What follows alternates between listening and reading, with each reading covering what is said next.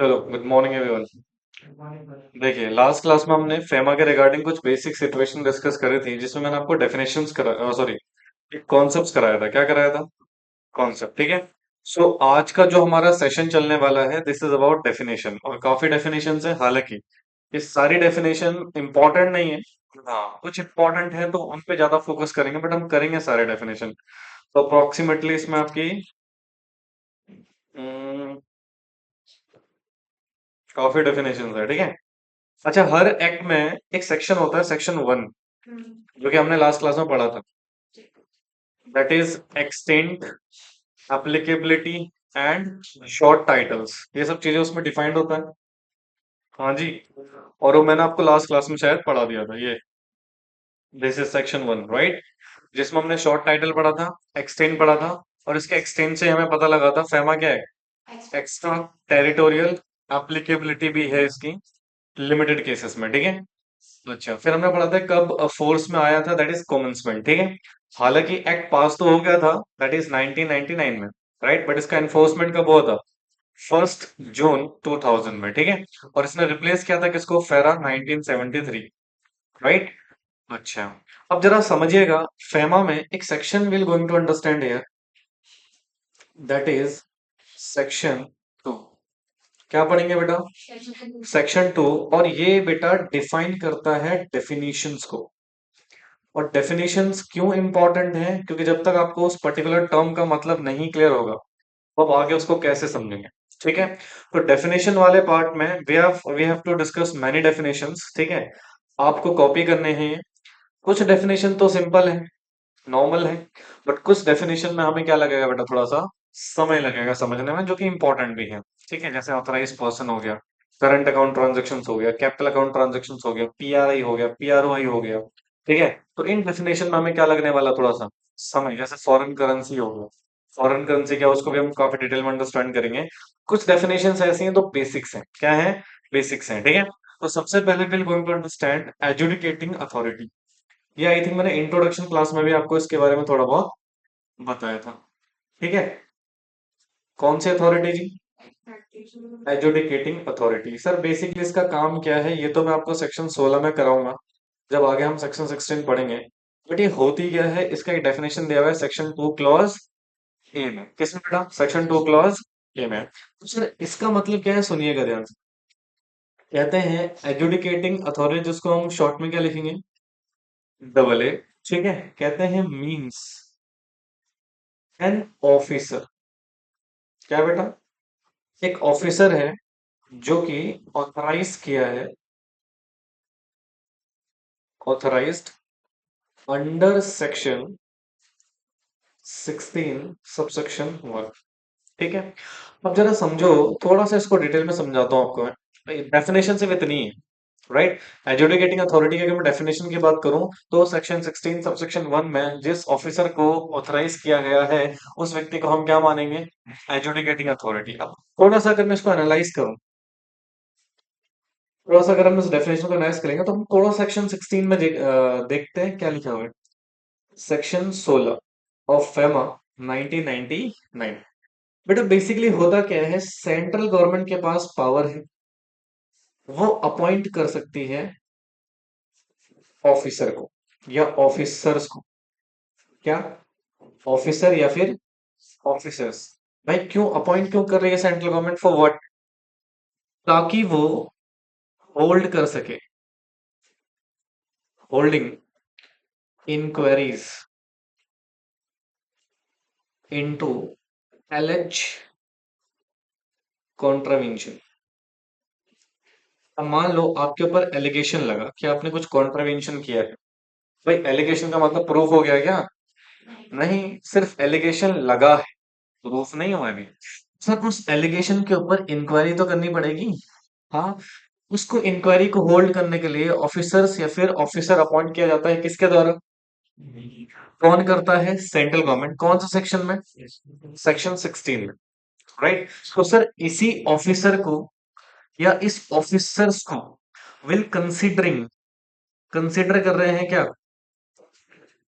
एजुडिकेटिंग authority. मैं इसको short में इस तरीके से लिखूंगा, ठीक है।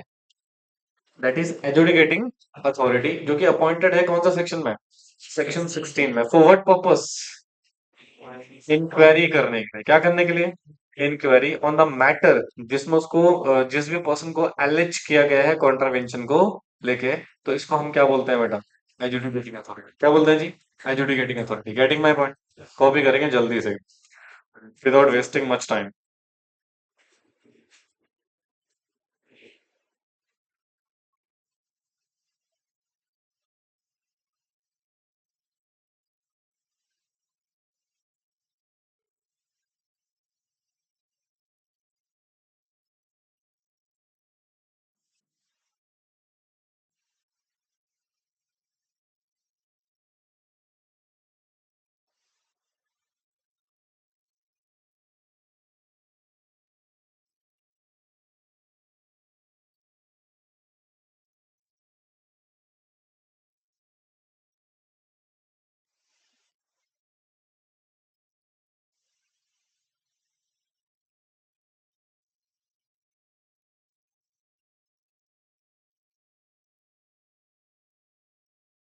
साथ के साथ सेक्शंस याद कर लेना फैमा के, ठीक है।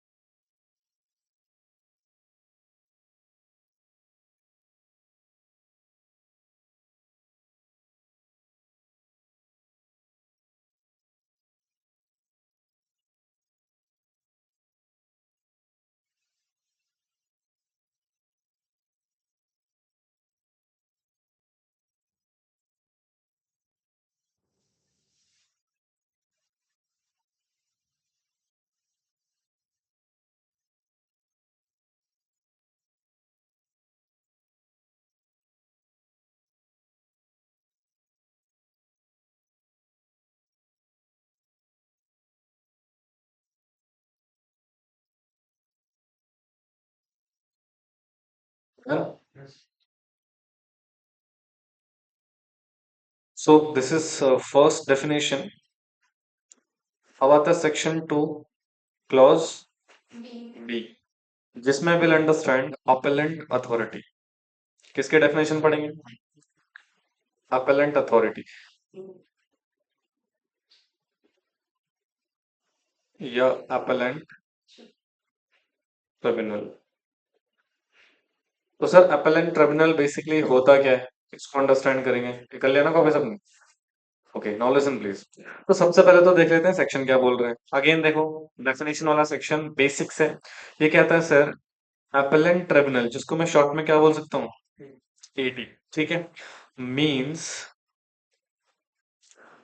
द appellant ट्रिब्यूनल, क्या जी, appellant tribunal referred under, referred to in section 18। कौन से सेक्शन में जी, सेक्शन 18 में। अब जरा सुने ध्यान से, कंसंट्रेशन से। अब इससे तो सर हमें बेसिकली कुछ समझ नहीं आया, या फिर यही पता लगा जो सेक्शन 18 में जिस appellant अथॉरिटी को स्टैब्लिश किया गया है वही क्या है।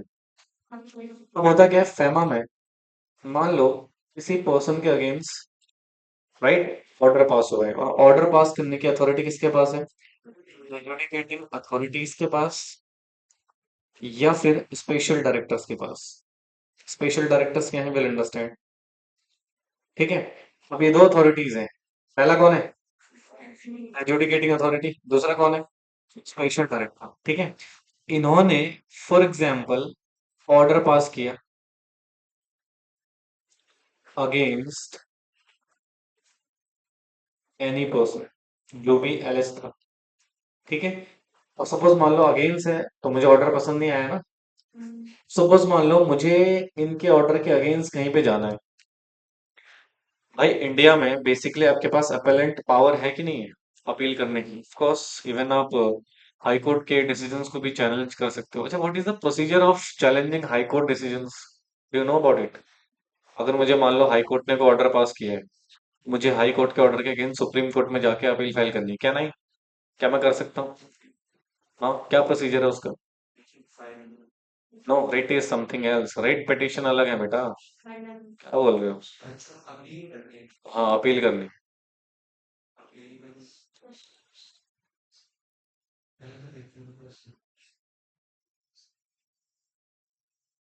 अगेन रिव्यू अलग है, रिवीजन अलग है, अपील अलग है, रिट अलग है, पीआईएल अलग है। पहली बात, हाई कोर्ट के ऑर्डर के अगेंस्ट अपील नहीं होगी। अगर होगी भी तो with the permission of high court only. यानी कि पहले आपको परमिशन लेनी पड़ेगी किससे? हाई कोर्ट से। क्या हम आपके ऑर्डर के अगेंस्ट कहाँ जा सकते हैं?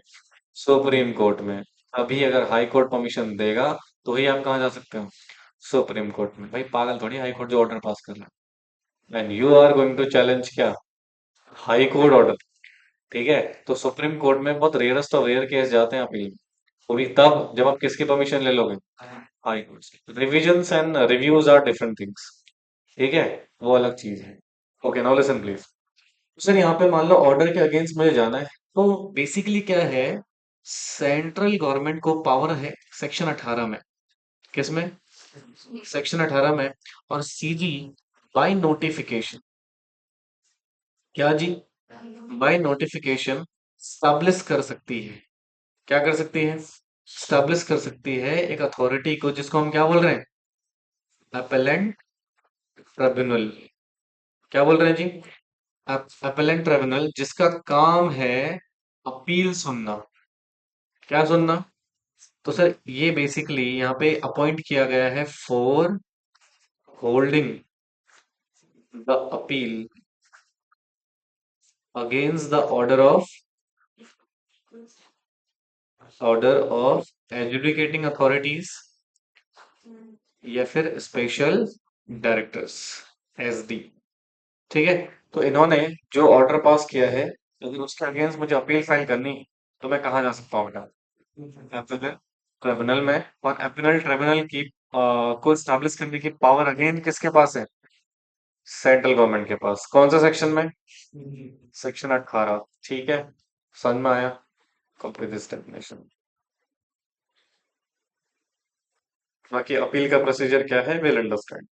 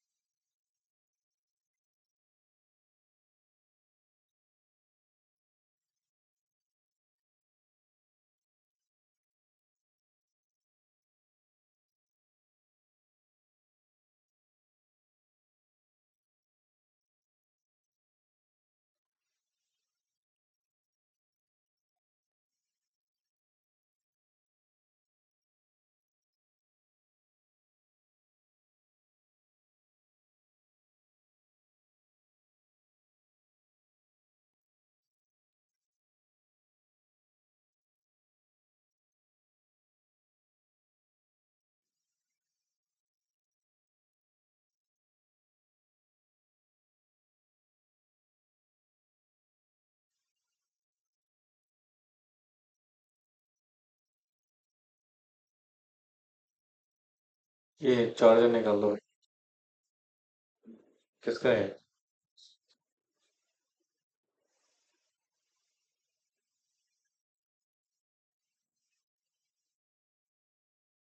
हो गया? डन। सो दो डेफिनेशन हमने पढ़ ली बेटा, एक हमने पढ़ा ऑथराइज, सॉरी एजुकेटिंग अथॉरिटी, और दूसरा appellant tribunal, ठीक है। Now next point, section 2 clause C authorize persons की बात करता है। This is very very important definition, ठीक है। ये दो डेफिनेशन तो बेसिक्स हैं, राइट, बट जो अगले डेफिनेशन हम पढ़ने वाले हैं about authorize person, this very very important definition, ये लिख लिया सब? Okay, now listen please. Section 2 clause C. अच्छा याद रखना, ये ना अल्फाबेटिकली चल रहा है। अभी हम कौन सा पढ़ रहे हैं? ए वाला, ठीक है। फिर हम क्या पढ़ेंगे? बी। फिर हम क्या पढ़ेंगे? सी। भाई नलायको, ये जो मीनिंग है, अभी हमने क्या पढ़ा? एजुडिकेटिंग अथॉरिटी किससे स्टार्ट हो रहा था? फिर अपीलेंट ट्रिब्यूनल किससे शुरू हुआ था? ए। फिर उसके बाद अब क्या पढ़ रहे हैं? समझे? हाँ, तो सीक्वेंसली होते हैं। ऑथराइज पर्सन, तो आज की वैसे भी क्लास में मैं सिर्फ क्या कराने वाला हूँ आपको, और हो सके आज डेफिनेशन सारी ना भी हो पाए, ठीक है, तो जितने डेफिनेशन हो पाएंगे will try to conduct it. अब होता क्या है, वैसे तो देखो, ऑथराइज पर्सन को लेके एक तो डेफिनेशन वाला सेक्शन लग रहा है। कौन सा सेक्शन है? Two clause C. अच्छा, इसको हम ना read along with section 10, section 11 और सेक्शन 12, यानी कि ऑथराइज पर्सन के तीन सेक्शंस हैं। कितने सेक्शंस हैं? Okay, so now will going to understand authorize person कौन होता है, और वेरी वेरी इंपॉर्टेंट डेफिनेशन, क्योंकि ध्यान से सुनिएगा इसको, ठीक है।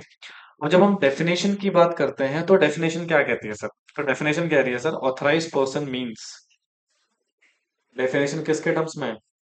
मींस के टर्म्स में। पता है ना डेफिनेशन कैसे डिफाइन होती है? मींस, इंक्लूड और डज नॉट इंक्लूड। मींस मतलब क्या होता है? जैसा लिखा है उसका वही मतलब होगा, ठीक है।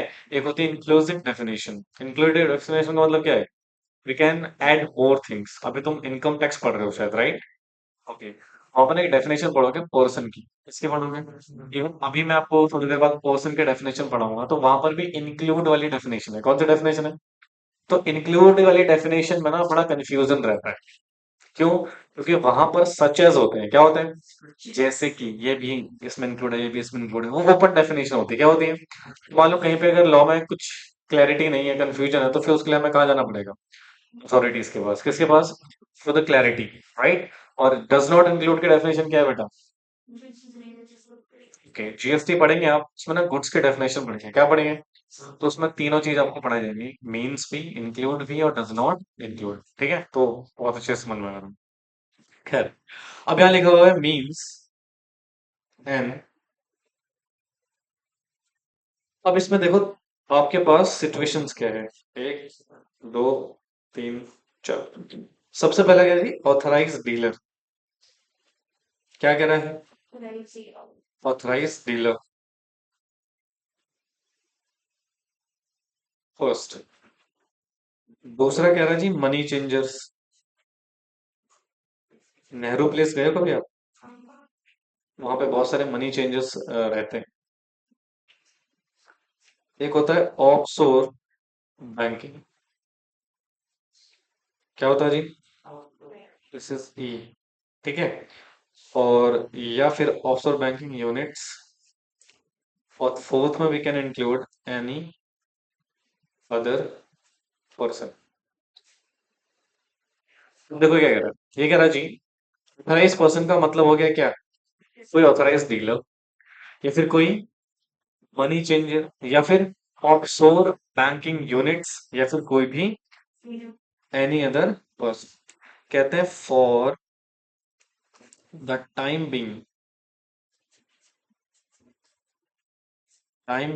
Authorised under section 10 to deal in foreign exchange. किस में डील करने के लिए? या फिर foreign security, whatever you call,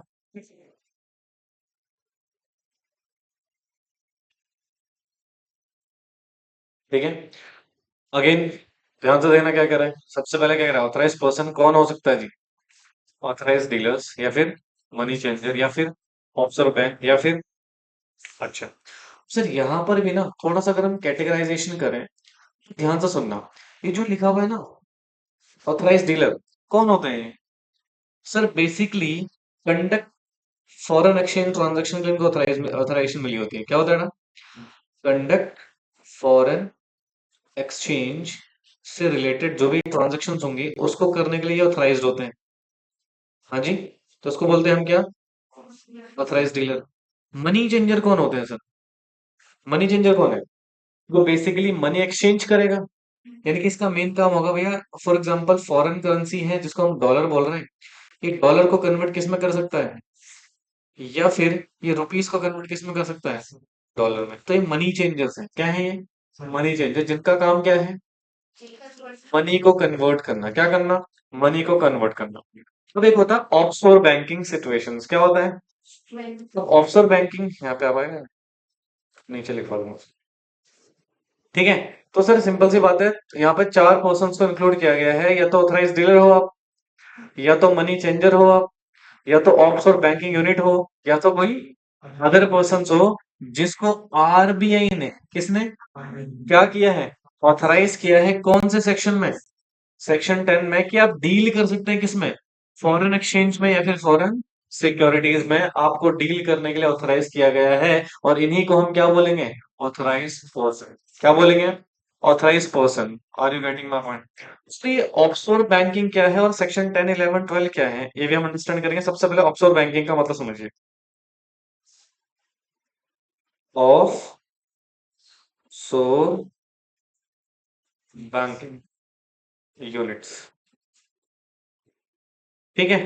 तो इसका मतलब है, कहते हैं refer to the practice of keeping and managing money in bank located outside the country. यानी कि सिंपल सी बात है, कोई बैंक जो कंट्री से क्या है बेटा, बाहर है, और वो कर क्या रहा है, कीपिंग या फिर मैनेजिंग, किस चीज को? मनी को। मनी मतलब एक तरह से फॉरेन एक्सचेंज, फॉरेन करेंसीज को, उसमें आप प्रैक्टिस कर रहे हो, तो आपको हम क्या बोलेंगे? Offshore bank unit. Are you getting my point? समझ में आ रहा है? तो ये क्लियर हुआ? ये लिखो बेटा, लिखो। फिर मैं इसका सेक्शन 10, 11, 12 का थोड़ा सा सिचुएशन बता देता हूँ।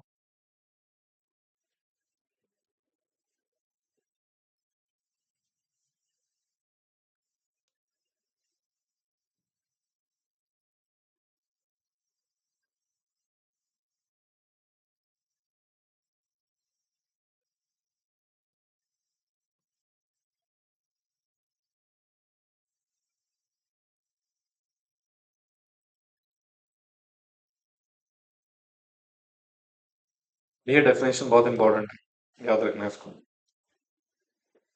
जो जो इंपॉर्टेंट डेफिनेशन है उसमें लिख लेना, very very important.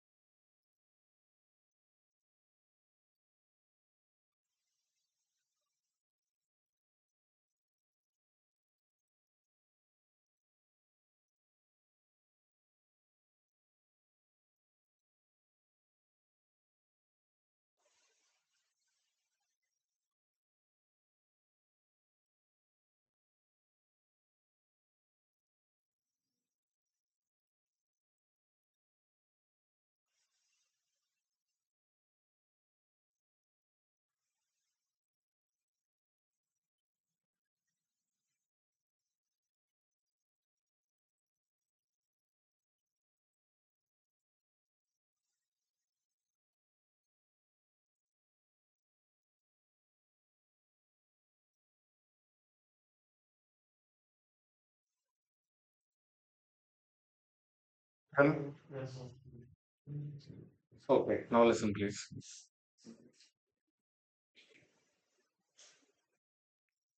Sir authorize person को लेके एक बेसिक डेफिनेशन तो सेक्शन 2 क्लॉज C में दी हुई है ना? बट ऑथराइज पर्सन्स का जो बेसिक ऑपरेशनल पार्ट है वो 3 सेक्शन में दिया हुआ है, सेक्शन 10, सेक्शन 11 और सेक्शन 12 ऑफ फेमा 1999। ठीक है, हो गया सबका? चलो अभी तो देखो ध्यान से। तो सर सेक्शन 10 है क्या? तो सबसे पहले तो क्या अंडरस्टैंड करते हैं? सेक्शन 10, ठीक है। अब सेक्शन 10 बेटा एक तरह से पावर है रिजर्व बैंक ऑफ इंडिया के पास। किसके पास? सुनो ध्यान से। मान लो any person, any person who intend to be act as an authorised person. क्या लिखा हुआ है जी? एनी पर्सन, क्या लिखा हुआ है? एनी पर्सन जो इंटेंड है, क्या है बेटा? इंटेंड है to act as an authorize person. ये चाहता है कि ऑथराइज पर्सन की तरह एक्ट करे। अच्छा, तो इसके लिए बेटा सेक्शन 10 बोलता है कि आप एक काम करो, फाइल करो एप्लीकेशन। क्या करो? File an application with RBI.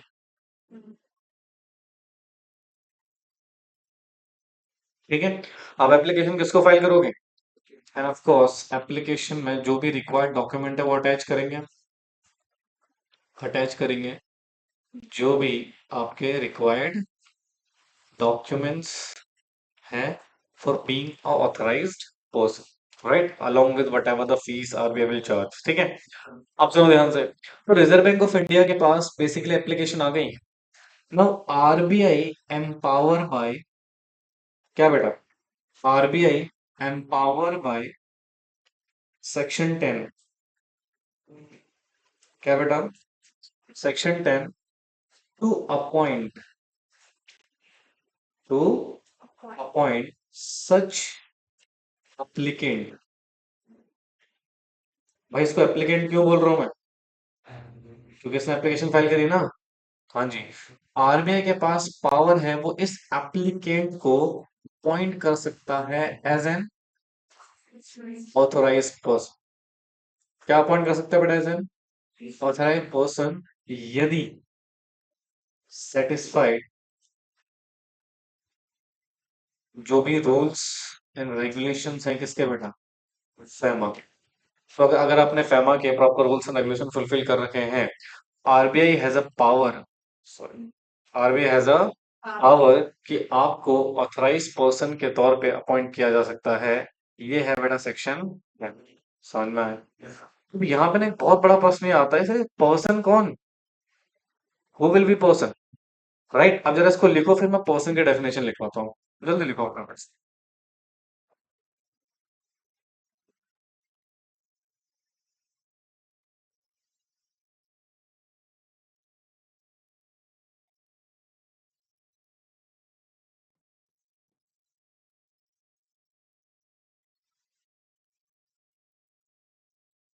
समझ आ रहा है?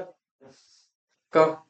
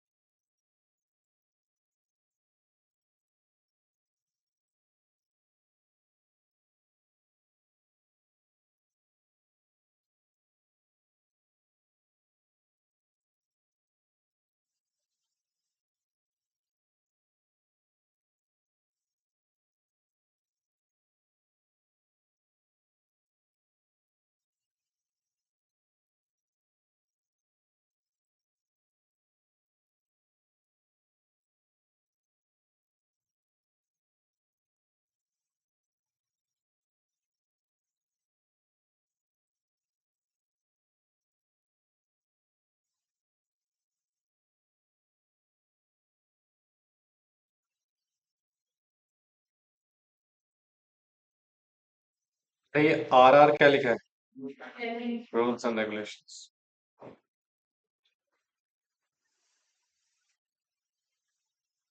डन। ओके। अब यहाँ पर एक डेफिनेशन है पर्सन की। किसकी डेफिनेशन है? तो पर्सन की डेफिनेशन किस में डिफाइन है? सेक्शन 2 क्लॉज यू में।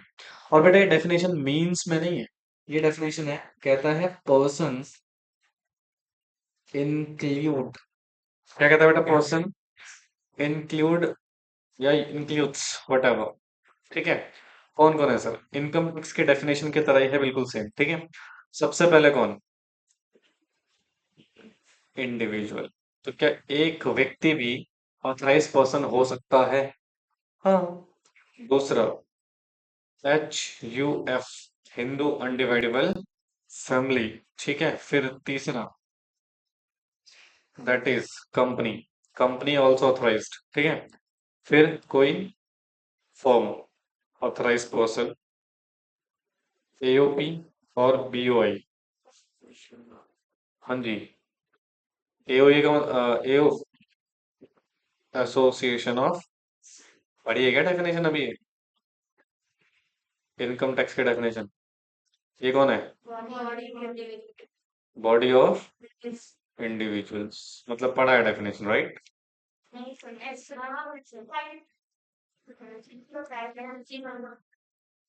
पर्सन के डेफिनेशन करा ही थे ना।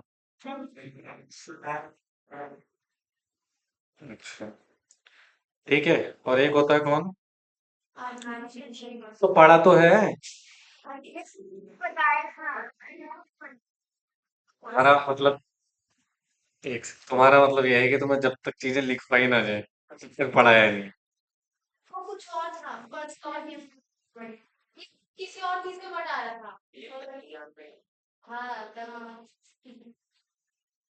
आर्टिफिशियल, हाँ, जुरिस या जुडिशियल पर्सन। एमसीडी क्या है? है MCD, MCD municipal corporation department. क्या वो पर्सन के डेफिनेशन में आई? हाँ।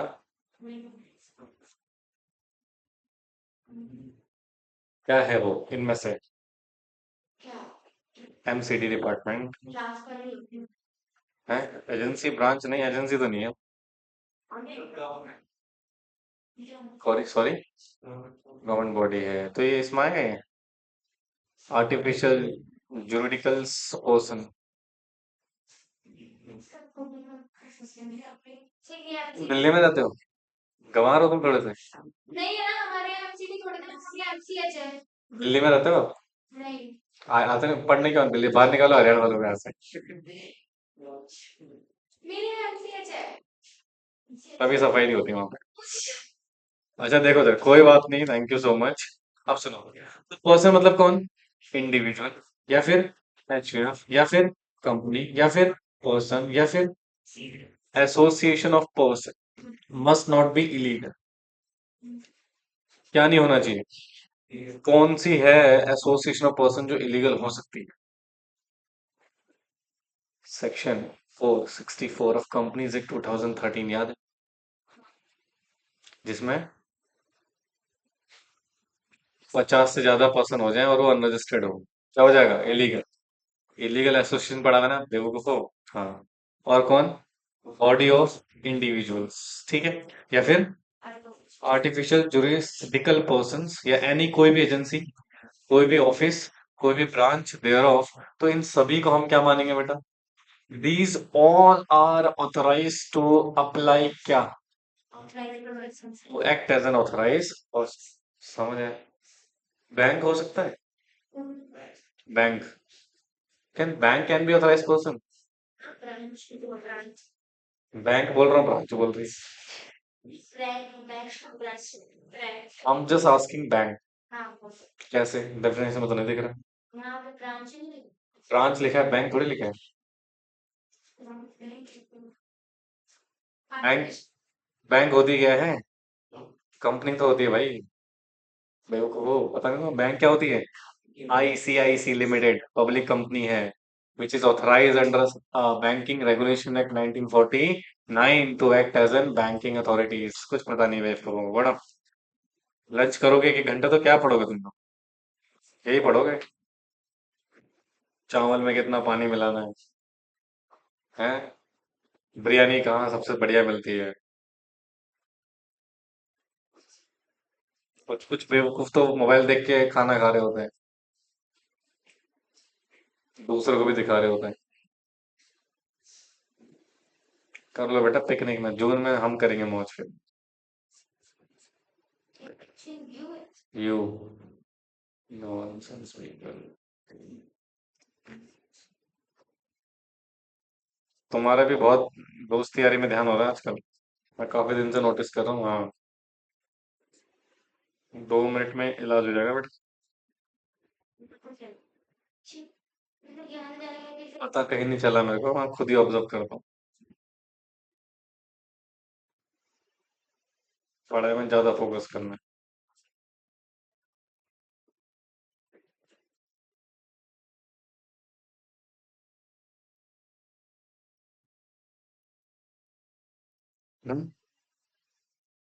तो ये हमने पढ़ा ऑथराइज पर्सन की डेफिनेशन सेक्शन 2 क्लॉज सी में, और फिर हमने क्या पढ़ा बेटा, पर्सन की डेफिनेशन सेक्शन 2 क्लॉज यू में। ठीक है, बोलो। और फिर हमने ये पढ़ा कि रिजर्व बैंक ऑफ इंडिया के पास पावर है कि वो किसी भी पर्सन को क्या दे सकती है बेटा, लाइसेंस दे सकती है to be act as an authorize person. ठीक है, और उसके हिसाब से पर्सन की डेफिनेशन पढ़ी, जिसमें हमने क्या पढ़ा, individual, Hindu undividable family, company, firm, AOP, BOI, and artificial juristic persons, any agency, office and branches thereof, these all are considered person। भाई अगर ICSI जो प्लान लेके आया है, देखा ना मैंने भेजा था आपको, अगर वो प्लान लागू हो गया तो फिर आपका 40% का परसेंटेज क्या हो जाएगा, 50%। यानी कि अब आपको 50% मार्क्स लेके आने होंगे, और एग्रीगेट में कितने लाने होंगे? बट ये अभी हुआ नहीं है, just propose plan of ICSI। और इन्होंने ट्रेनिंग स्ट्रक्चर भी चेंज कर दिया है। ठीक है, पहले फाउंडेशन वालों को कुछ नहीं करना होता था, अब उनको भी करना पड़ेगा क्या, SIP।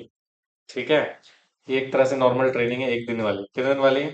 TDOP जो जैसा है वैसे ही, EDP भी है, CLDP भी है, सब कुछ है, बस फाउंडेशन वालों के लिए भी क्या लिया है, मतलब फीस बढ़ेगी साहब। ठीक है, फीस क्या होगी, बढ़ेगी। हालांकि सब्जेक्ट्स में कुछ खास चेंजेस नहीं किए हैं, सब्जेक्ट नॉर्मली सेम ही। ठीक है, हाँ जी। नहीं, फाउंडेशन में तो पूरा चेंज है ना, मैं एग्जीक्यूटिव की बात कर, एग्जीक्यूटिव में चेंजेस ज्यादा नहीं है ही नहीं, मतलब वो सेम ही है ऑलमोस्ट। बस ये मार्क्स का पैटर्न चेंज कर दिया है।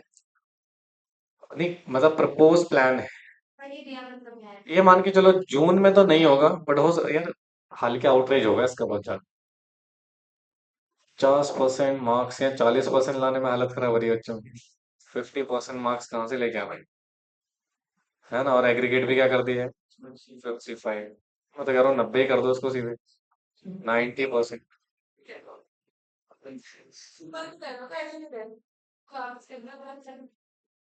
हालांकि ये स्ट्रिक्टनेस क्यों लेके आए हैं, इसके पीछे जस्टिफिकेशन भी दी है इन्होंने, अच्छी जस्टिफिकेशन है। यार हो भी जाए तो कोई दिक्कत नहीं, वैसे देखो पास तो तुम 40% में भी नहीं हो रहे हो। नहीं मैं बता रहा हूँ मैं ऐसे, तो एक्चुअली हमने थोड़ा डिमांड भी बढ़ रही है CS की, है ना? कौन कह रहा है? कौन सा? धीरे बोलो, धीरे बोलो थोड़ा। हाँ,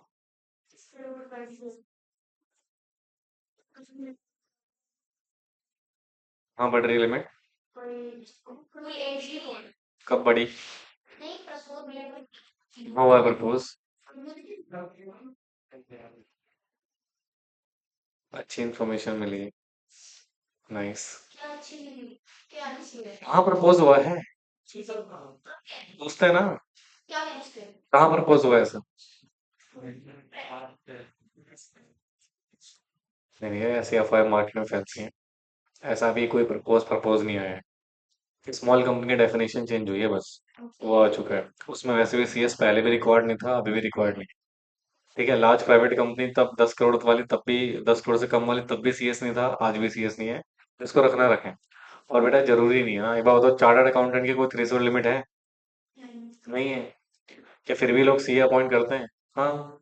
तो कंपनी सेक्रेटरी की थ्रेशोल्ड नहीं भी होगी तो अगर रिक्वायरमेंट है तो करोगे अपॉइंट। थ्रेशोल्ड लिमिट को छोड़ो, मेरे को समझ नहीं आता सीएस वाले बच्चे इतना ऑब्सेस क्यों है 10 करोड़ और मोर से।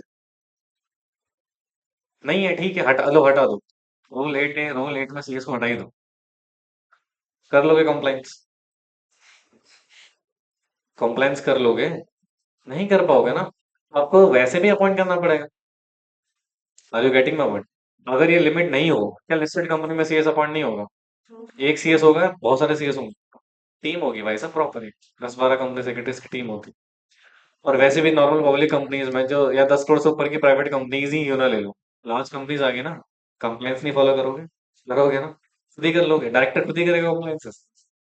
डिमांड कहाँ से कम हो रही है, कौन कम हो रही है? एक तो मेरे को सीए लोगों से ये ऑब्सेशन है, अपने प्रोफेशन को छोड़े दूसरे प्रोफेशन में घुसते हैं अननेसेसरी। ठीक है। ये मुझे है प्रॉब्लम थोड़ा सा चार्टर्ड अकाउंटेंट से। ठीक है ना, तो ऐसा कुछ नहीं है, और वैसे भी 10 करोड़ की लिमिट अगर बढ़ भी जाएगी बेटा, उससे कोई फर्क पड़ने वाला नहीं है डिमांड। ठीक है। डिमांड बढ़ना घटना आपकी क्वालिटी, आपकी पे क्वालिफिकेशन पे डिपेंड है। और जितनी company India transparent corporate governance को बढ़ाएगा, उतनी ज्यादा सीएस की रिक्वायरमेंट होगी, सिंपल सी बात है। भाई कई कंपनी तो ऐसी है जो 10 करोड़ से ऊपर पे सीएस को अपॉइंट नहीं कर रही। नेम लैंडिंग चलता है वहां पे। क्या करोगे फिर उसमें? नेम लैंडिंग जानते हैं आप? जैसे मान लो तुम कंपनी सेक्रेटरी बन गए, मेरे पास ट्रेनिंग कर रहे हो, जॉब कर रहे हो, तो मैं क्या करूंगा, अपने किसी क्लाइंट में जो जिस कंपनी में 15 करोड़ के पेटेंशियल कैपिटल है, वहां पे तुम्हें अपॉइंट करवा दूंगा। तुम काम किसके पास कर रहे हो? मेरे पास अपॉइंटेड कहाँ हो? और उसका काम अल्टीमेटली कौन देख रहा है? प्रैक्टिसिंग कंपनी सेक्रेटरी देख रहा है। नेम लैंडिंग बोलते हैं इसको। नाम यूज हो रहा है मार्केट में प्रैक्टिस भाई, और कौन कर रहे हैं? सीएस ही कर रहे हैं। तो नेम लैंडिंग की वजह से तो तुम्हारा वैसे भी प्रोफेशन बदनाम हो रहा है। समझ रहे हैं बात को? तो ये है, ऐसे कुछ नहीं। डिमांड हमेशा, डिमांड किससे बढ़ती है बेटा? आपकी क्वालिटी से। सिंपल सी बात है। डिमांड है, बहुत डिमांड है मार्केट। ठीक है, एक्सट्रीम डिमांड है। इवन डिमांड है, और उल्टा पता है आईसीएसआई को कभी कभी तो फटकार भी पड़ती है, कैसे सीएस प्रोड्यूस कर रहे हो तुम? और ये फटकार कौन लगाता है? सेबी। कौन लगाता है फटकार? आरबीआई। कहता भाई कैसे सीएस है तुम्हारे, सस्पेंड कर देंगे इनको नालायकों को। नॉन कंप्लायंस बहुत सारे आ रहे हैं। समझ रहे हो बात को? हाँ, तो आईसीएसआई को लिमिट फिमिट पे ध्यान नहीं देना है। इसको अपने कोर्स को ऐसा बनाना है कि स्टूडेंट वो निकले। बनाओ ना एग्जाम को, प्रॉब्लम क्या है? वो निकले जो एलिजिबल बच्चा हो, जैसे सीए में होता है। तुम भेड़ चाल निकालो। इन्होंने सी सेट लाके वैसे ही इन्होंने क्या कर दिया, बेड़ा गर्क कर दिया सीएस का। सी सेट में गधे घोड़े सारे पास हो गए, और एग्जीक्यूटिव में सारे रुक जाते हैं। डिस्करेज होता है बहुत ज्यादा। समझ रहे हो बात को? तो वैसे ही आपको थ्रेट मिला हुआ है, तुम्हारे पास काम इतना है, तुम काम ही नहीं कर पा रहे हो। तो अपने प्रोफेशंस को जितना स्ट्रॉन्ग करोगे वो बेटर है। समझ रहे बात को? क्वालिटी लेके आओ, काम की कमी थोड़ी है, डिमांड तो बहुत है बेटा। डिमांड इतनी है कि तुम कर भी नहीं पाओगे इतना काम। है ना? कभी सेमिनार में लेके जाना पड़ेगा लगता है तुम्हें। तब तुम्हें पता लगेगा डिमांड कितनी है। समझ रहे हो? हाँ जी, अगर कोई पर्सन आपसे बोलता है ना कि ऐसा करो, यार सुनी सुनी बातों में ना, हेयर सेज को ना ज्यादा कॉन्करेंट एविडेंस मत माना करो। कोर्ट नहीं मानता, तुम क्यों मान रहे हो? समझ रहे हो? तो वो तो सुनी सुनी बताएं, किसी ने बोला कि यार ये तो 25 करोड़ करने जा रहे हैं। हमारे ऑफिस में भी एक सीए है, वो भी मेरे से बोल रहे थे 25 करोड़ करने, किसी ने बोला, अरे सुनने में आया, सुनने में तो बहुत कुछ आता है। सुनने में तो ये भी आ रहा है स्मॉल कंपनी से ऑडिटर को हटा रहे हैं। सीरियसली, स्मॉल कंपनीज में सुनने में ये भी आ रहा है कि ऑडिटर की अपॉइंटमेंट को हटाए जा रहे हैं। फिर क्या करोगे? 90% चार्टर्ड अकाउंटेंट तो बेरोजगार हो जाएंगे जो स्मॉल कंपनीज डील कर रहे हैं। और ये भी सुनने में आ रहा है कि एओसी 4 की फाइलिंग बंद कर रहे हैं इसमें। जैसे ओपीसी में इन्होंने क्या कर दिया बेटा, जनरल मीटिंग नहीं करनी है ना, बोर्ड मीटिंग करने की जरूरत नहीं है अगर एक ही डायरेक्टर है तो। ईज ऑफ डूइंग बिजनेस का मतलब क्या है? ये सब सरदर्दी हटाओ, तो फिर तो सीए भी हट जाए। समझ रहे बात को? तो ऐसा नहीं है, सुन्नी सुनाई बातें नहीं होती, कॉन्क्रीट एविडेंस जब आए ना, जब आ जाए ऑफिशियली एमसी की वेबसाइट में, Rule 8A further amended by MCA as per the power of this given under this section, right? The paid up share capital for appointment of company secretary is 25 crore or more. तब मानेंगे कि हाँ अब हो गया है change. ठीक है, नहीं होगा ऐसा। ठीक है, क्यों नहीं होगा मैं उसके पीछे रीजन बता रहा हूँ कि यहाँ पे पॉलिटिक्स चलती है खतरनाक वाली। जिस दिन 25 करोड़ करेगी, जितने भी सीएस फैटर्निटी वाले हैं सब धरने बैठ जाएंगे। पहले हो चुका है ना, मैं तो अपनी आंखों से देख चुका हूँ धरना। कंपनीज एक्ट 2013 आया था, इसने जब ये सेक्शन इंट्रोड्यूस करा था आपका केएमपीस का, जिसमें आपका रूल 8A है, तो पहले रूल 8 था खाली। ठीक है, राइट। और तो रूल 8 में सिर्फ कौन सी कंपनी कवर थी खाली? लिस्टेड और पब्लिक, है ना। इनको बोला था सीएस को हायर करो, प्राइवेट कंपनी को तो बाहर कर दिया था, चाहे तुम्हारी वट एवर द लिमिट। भाई साहब, मैं उस समय फाउंडेशन में था शायद। हाँ फाउंडेशन में था। जो दंगे हुए थे, मतलब धरने वगैरह हुआ ना, लोधी रोड पे पहुंच गए थे लोग वहां पे। फिर एमसीए। और सबसे बड़ी बात क्या, हम लोग धरना भी कहाँ दे रहे थे? आईसीएसआई पे जाके। आईसीएसआई की बिल्डिंग को तोड़ रहे हैं। अकल थोड़ी थी इतनी। उसी के जो वो पिलर्स होते हैं ना, वो स्टील वाले पिलर, अंदर तो कंक्रीट होता है, बाहर स्टील लगा, मस्त शो ऑफ सा होता है, बड़ा अच्छा लगता है वो। उसी में घुसे मार रहे हैं स्टूडेंट जाके, लेकिन उन्हें पता भी नहीं क्यों मार रहे हैं। स्टूडेंट को भड़काना इट्स लाइक गर्ल्स को भड़काना, बड़ा आसान होता है। Are you getting my point? बच्चे क्या कर रहे हैं भाई, वो तोड़ रहे हैं, मैं कहा भाई अपनी प्रॉपर्टी तोड़ रहे हैं।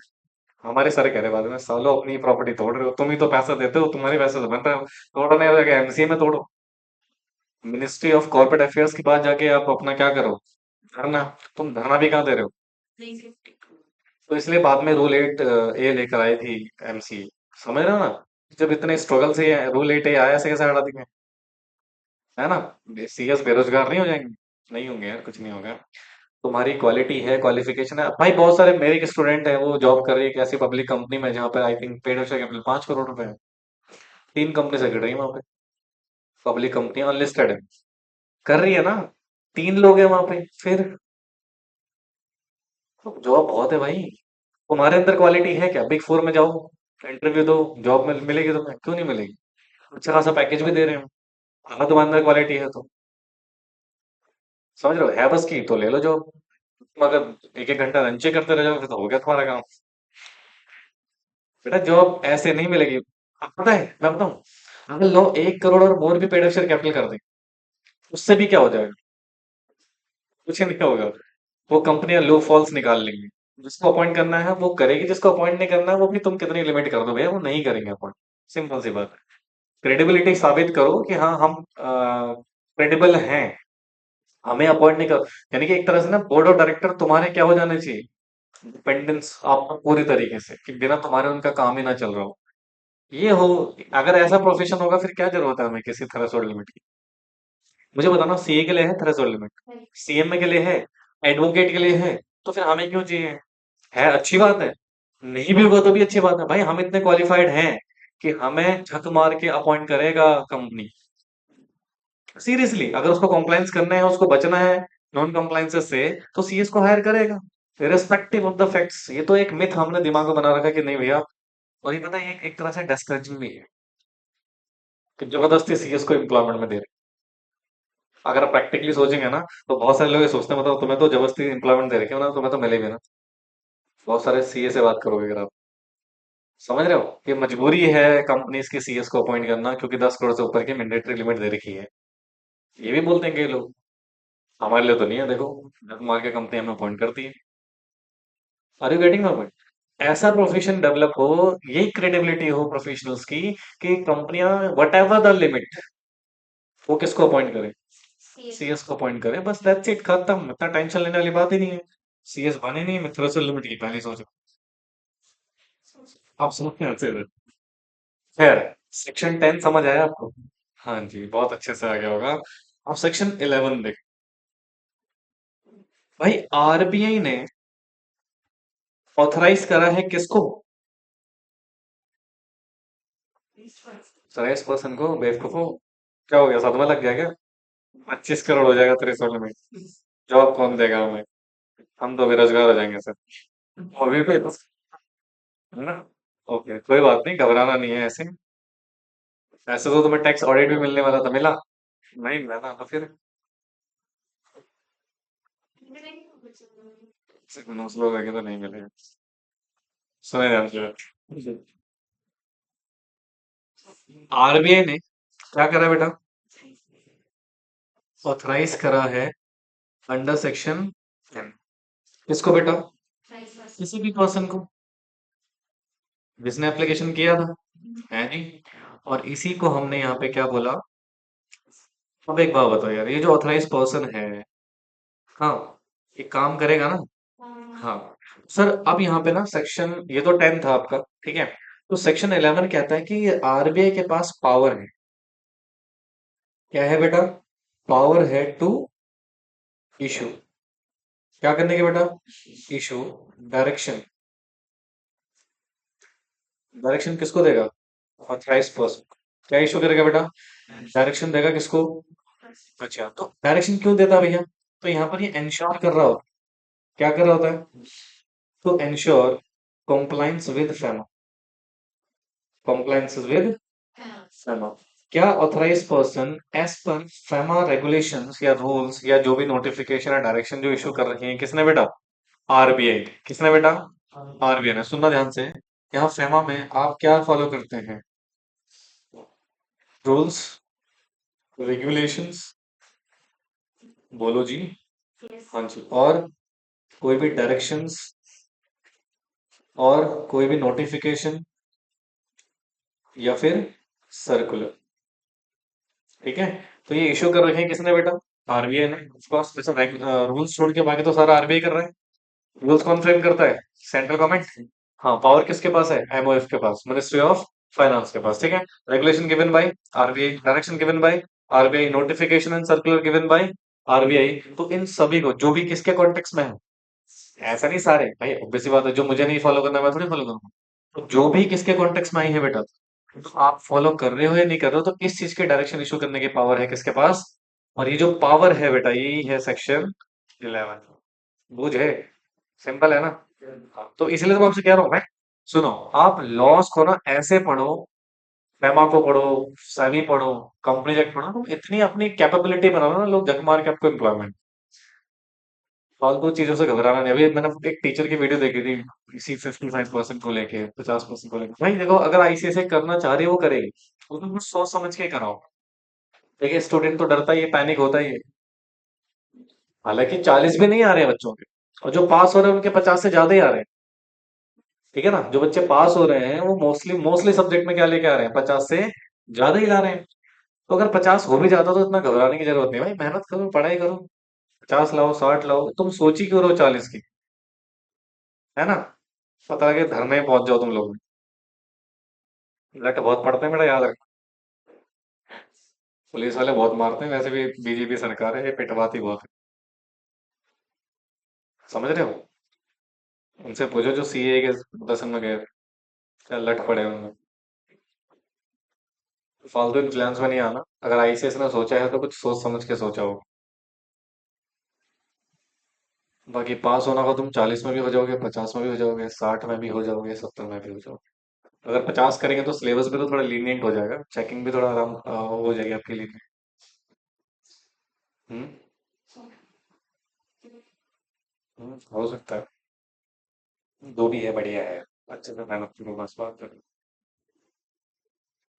लाइफ में हर परिस्थिति को एक्सेप्ट करने के लिए तैयार हो। ठीक है? क्योंकि कुछ भी हो सकता है, एनीथिंग कैन बी हैपन। ठीक है?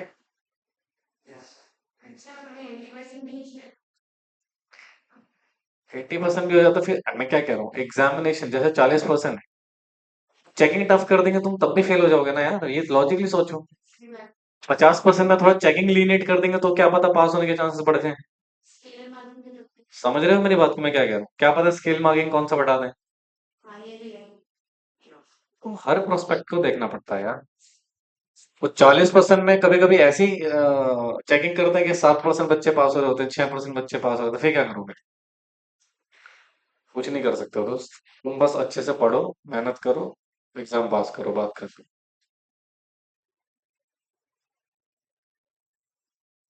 अब टीचर्स तो वीडियो बनाएंगे ही, क्योंकि फेमस भी तो होना है। और ऐसे टाइम पे नेम फेम ज्यादा मिलता है।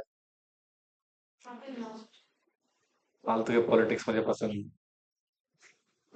नहीं नहीं नहीं। मैं सच बोलूंगा, बच्चे गालियां देंगे मेरे को कमेंट सेक्शन में, हमें ज्यादा तो सीएस बन गया, ज्यादा बनेगा। हमें ही बनने थे सीएस।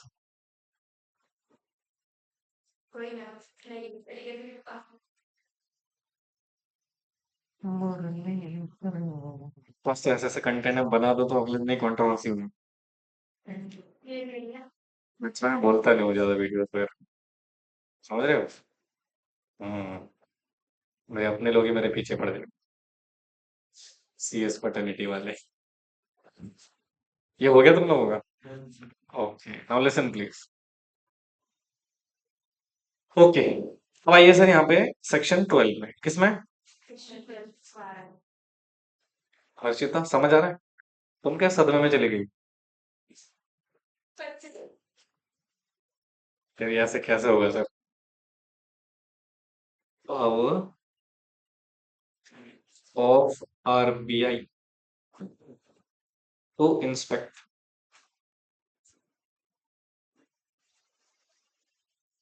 Authorised person.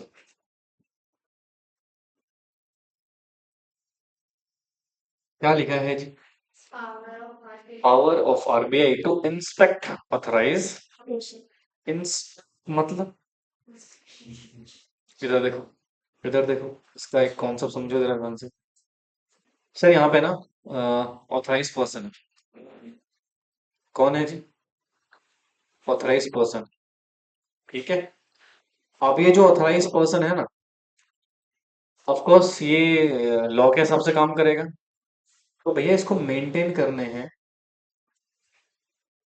अकाउंट्स। क्या मेंटेन करने हैं इसको? या फिर कोई भी अदर रिकॉर्ड्स? क्या मेंटेन करना है बेटा इसको? अकाउंट्स मेंटेन करने हैं। या फिर ये कोई भी क्या कर रहा है बेटा? रिकॉर्ड मेंटेन कर रहा है। हाँ। अच्छा, ये रिकॉर्ड्स सही है नहीं है, इसके ऊपर इंस्पेक्शन हो सकती है? Of course. तो कहते हैं सर, आरबीआई के पास पावर है कि वो इन अकाउंट्स को क्या कर सकता है बेटा? Power to inspect such accounts and other records. Getting my point? समझ में आ रहा है? तो आपने मेंटेन करे हैं, आरबीआई के पास पावर है। और जो इंस्पेक्शन की पावर है, यही कहाँ पे दी हुई है? सेक्शन 12 में। बूझे कि नहीं बूझे? और यहाँ पर आरबीआई क्या इंश्योर करना चाह रहा है?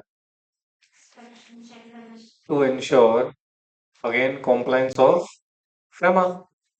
हाँ जी, कॉम्प्लायंस ऑफ फेमा। तो क्या फेमा के आप प्रॉपर रूल्स एंड रेगुलेशन के हिसाब से काम कर रहे हैं या फिर नहीं कर रहे हैं? This is the basic dealing of,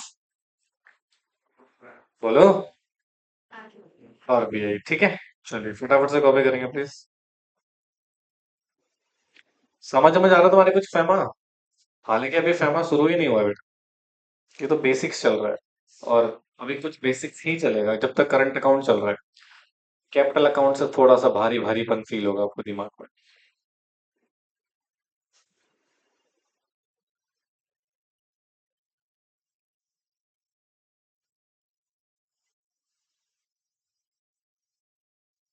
लेकिन मैंने उस दिन फेमा लाइफ पे डाला तो उसने सब्सक्राइबर्स बढ़ाया उसने। हमने 4 सब्सक्राइबर्स बढ़े पहली बार, अपनों को छोड़ के बाहर और में उसमें सब्सक्राइब किया।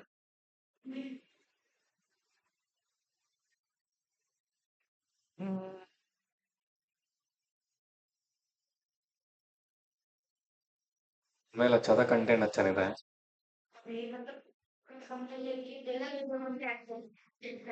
हैं?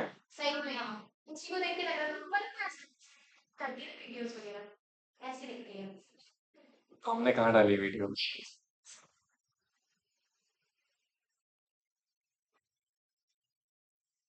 बोले हैं भाई।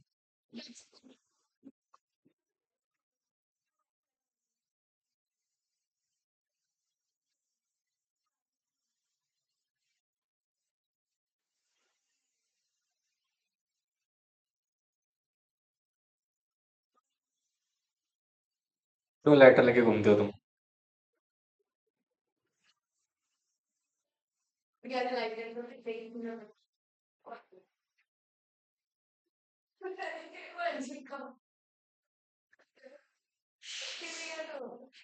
मैं ध्यान दो अपनी। आजकल तुम 3 दिन से डांट क्यों खा रहे हो मेरे से अपनी?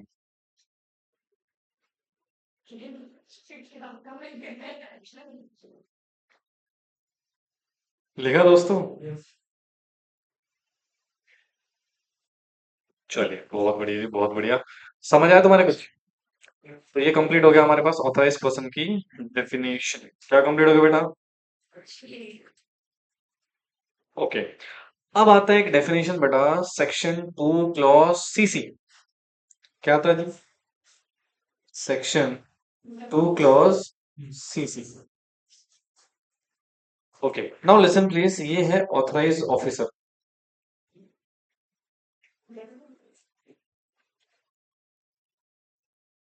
कौन बेटा? Authorize officer. ऑथराइज ऑफिसर कौन है, क्या है, क्या कॉन्सेप्ट है, वगैरह वगैरह। अगेन देखो, ध्यान सुनो प्लीज। कहते हैं authorize officer means, again definition किस में बेटा इसकी? An officer of the directorate,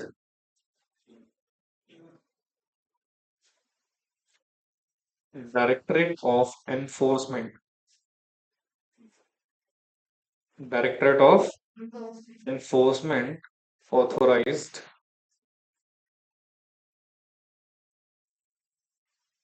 bye the central government. किसने ऑथराइज करा है? Under section 37 A. इसमें बेटा सेक्शन 37 ए, तो उसको हम क्या बोलेंगे बेटा? Authorize officer. भाई सर, सेक्शन 37 ए क्या है, विल अंडरस्टैंड, पहले इसको कॉपी करो जल्दी।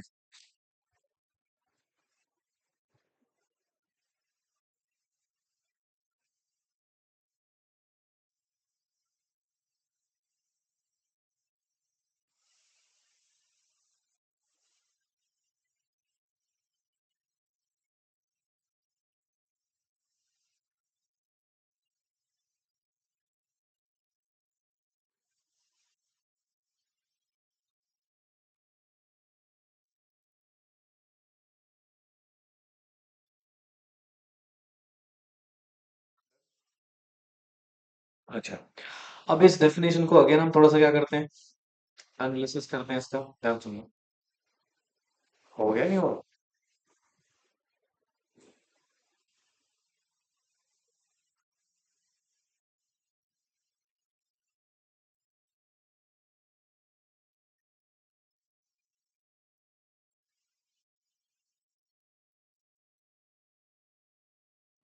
हालांकि बेटा section 37 A will understand in detail in previously, sorry, in future में। ठीक है, तो जरा ध्यान से सुनना सिचुएशन क्या है। सेक्शन 37 ए क्या कहता है, इधर देखो। जैसे मान लो सेक्शन 37 ए में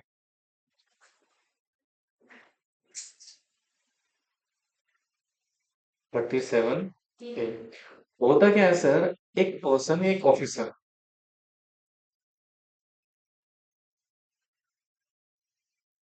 ऑफिसर जिसको अपॉइंट किसने किया है? Appointed by CG, appointed by CG बोले तो सेंट्रल गवर्नमेंट। अब ये ऑफिसर का बेसिक रोल क्या है सर? मैं एक्चुअली ना सेक्शन 37 इसलिए पढ़ा रहा हूँ, तो इसको रोल समझा सकूं। क्या समझा सकूं? रोल, जैसे मान लो ये, इसको यकीन है, बिलीव दैट कोई भी प्रॉपर्टी या फॉरेन एक्सचेंज, ध्यान सुना बेटा, कोई फॉरेन एक्सचेंज या फिर फॉरेन सिक्योरिटी या फिर कोई भी इमूवेबल प्रॉपर्टी। कौन सी प्रॉपर्टी जी? बिल्कुल ध्यान से सुनना, कंसंट्रेशन से। और सुनो, ये अभी पढ़ा रहा हूँ, बाद में भी काम आएगा, उसमें याद रखना, ये चीज हमने यहाँ ऑलरेडी पढ़ी हुई है। ठीक है, तो ध्यान से सुनना, सेक्शन 37 ए क्या कह रहा है कि भैया अगर कोई प्रॉपर्टी ऐसी है वो क्या है बेटा, फॉरेन एक्सचेंज के फॉर्म में है या फिर फॉरेन सिक्योरिटी के फॉर्म में या फिर कोई इमूवेबल प्रॉपर्टी जो लोकेटेड है आउटसाइड इंडिया। जो लोकेटेड क्या है बेटा, आउटसाइड इंडिया। क्या कह रहा हूं मैं, लोकेटेड है आउटसाइड इंडिया। तो मुझे ये बिलीव है, मुझे किसको, इस ऑफिसर को। कौन है ऑफिसर, एओ। क्या है बेटा, एओ। एओ मतलब ऑथराइज ऑफिसर, जिसको किसने ऑथराइज करा है, सीजी ने। और इसको क्या हो रहा है, लीव दैट, कि भैया ये जो प्रॉपर्टी है ना, ये वॉयलेशन कर रही है। क्या कर रही है बेटा, वॉयलेशन कर रही है किसका, सेक्शन 4 ऑफ फैमा का। अभी सेक्शन 4 क्या है, विल अंडरस्टैंड। ठीक है, सेक्शन 4 का क्या कर रही है बेटा, वॉयलेशन कर रही है। तो ये पहले बताओ, यहाँ तक कोई दिक्कत, कोई परेशान। तो ये प्रॉपर्टी कहाँ लोकेटेड है भैया, इसका मतलब हमारी जुरिडिक्शन में तो नहीं है। अब मुझे मान लो इस प्रॉपर्टी को सीज करना है। क्या करना है, सीज करना है। अच्छा, फेमा किसके ऊपर एप्लीकेबल होता है, पीआरआई और पीआरओ के ऊपर। और ऑफ कोर्स हमें किससे मतलब है, पीआरआई से। पीआरआई तो इंडिया में ही होगा, या कुछ ना कुछ इंडिया में होगा उसका। कहते हैं सर ये ऑफिसर ऑन दिस बेसिस पे इसके पास पावर है। क्या है बेटा, पावर टू सीज। क्या पावर है, सीज है ऑफ इक्विवेलेंट। क्या बेटा, इक्विवेलेंट एसेट्स इन इंडिया। यानी कि भारत में आपकी इक्विवेलेंट प्रॉपर्टी जो भी है, जैसे मान लो अगर ये ऐसी एक assumption ले रहा हूँ, 10 करोड़ की वैल्यू है फॉर एग्जांपल। कितने की वैल्यू है, और मुझे लग रहा है आपने सेक्शन 4 फॉलो नहीं किया। सेक्शन 4 क्या कहता है, विल अंडरस्टैंड, राइट। तो उस केस में बेटा, मैं आपकी इंडिया में वो प्रॉपर्टी जब्त कर लूंगा जिसकी वैल्यू कितनी है, 10 crore, equivalent of that property जो आउटसाइड इंडिया आपने होल्ड करके रखी हुई है। बट यहाँ पर एक सिचुएशन है बेटा, कि आप ना एक थ्रेशोल्ड लिमिट दिया हुआ है। क्या दिया हुआ है, अगर उससे कम है फिर आप सीजर नहीं कर सकते, उससे ज्यादा है तो ही आप क्या कर सकते हो बेटा, सीज कर सकते हो। समझ आया, इस व्यक्ति को हम क्या बोलते हैं बेटा, और इसको अपॉइंट किस लिए करा हमने बेटा, प्रॉपर्टी को सीज करने के लिए। समझ आया, नहीं आया, लिखो फिर सेक्शन 4 बता। हालांकि इसमें काफी कुछ है, अभी हम सब कुछ नहीं पढ़ रहे हैं बेटा। अभी मैं आपको सिर्फ एक आइडिया दे रहा हूँ डेफिनेशन के रिगार्डिंग।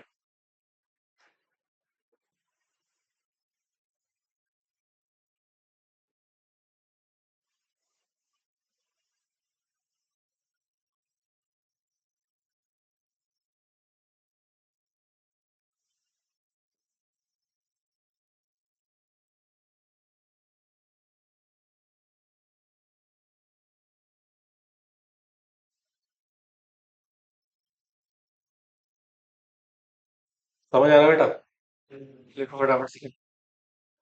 और ये 10 करोड़ एक एग्जाम्पल है, अजम्पशन है भैया, इसको थ्रेशोल्ड लिमिट मत मान लेना।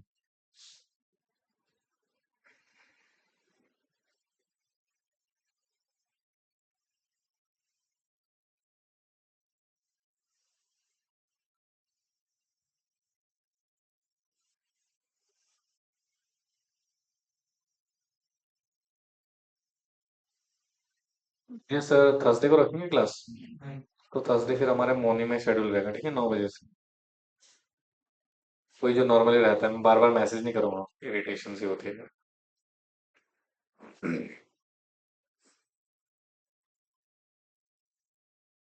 आपको मैं भी फिर आदत पड़ जाएगी, जिस दिन मैसेज नहीं आया क्लास ही नहीं होगी।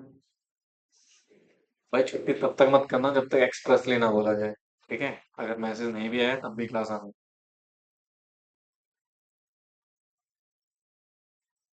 सेक्शन 37A समझ आए, ऑथराइज पर्सन समझ आए। अच्छा, ऑथराइज पर्सन और ऑथराइज ऑफिसर में क्या डिफरेंस है, ठीक है ना।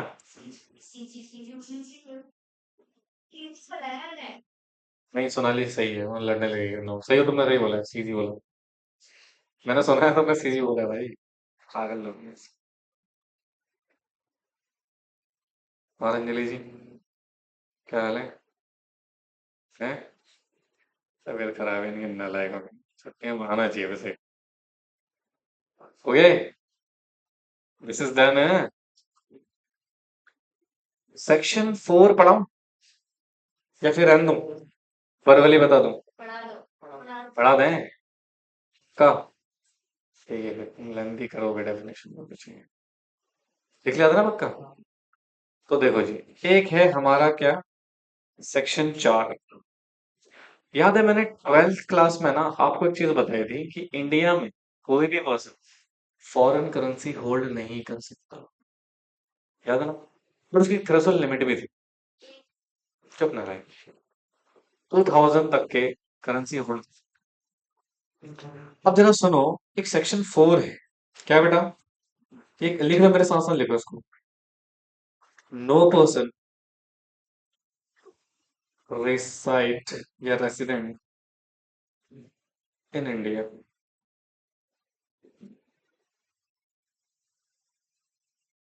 shall acquire, hold, own, possess, transfer.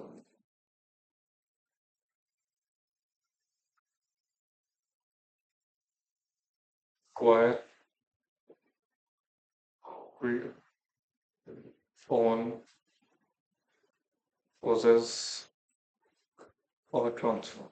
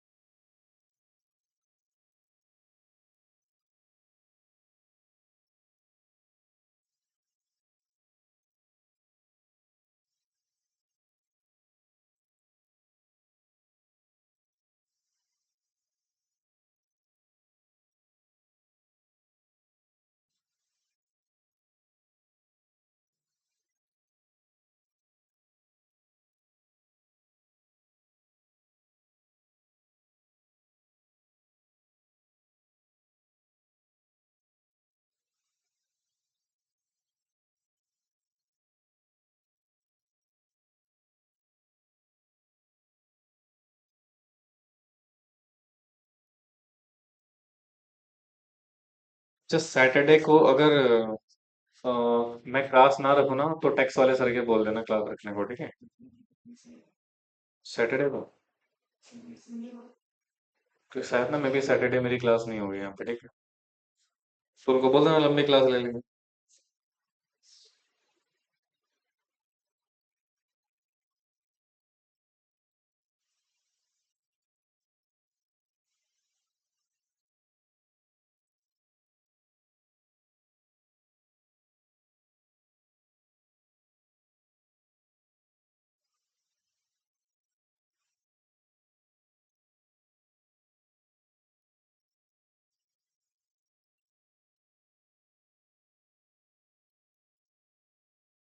तो पढ़ाओ नोट, ठीक है?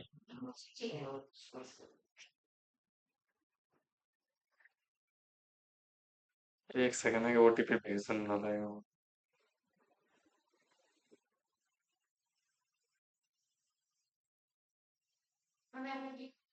हम्म। लेकिन सोनाली कह रही थी बुक से कराओ तो सर। तुम कल ही तो बोल रहे थे।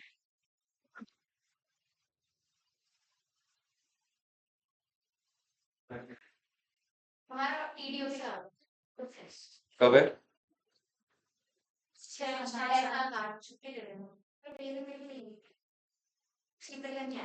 कोई नहीं, शीतल की क्लास होगी।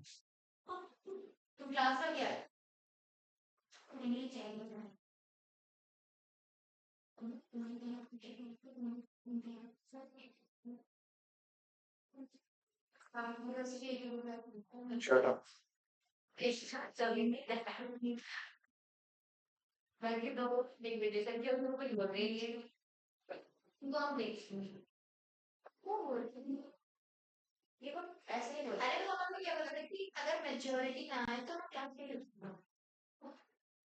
तुम आओगे शीतल, और अर्नब तो है ही।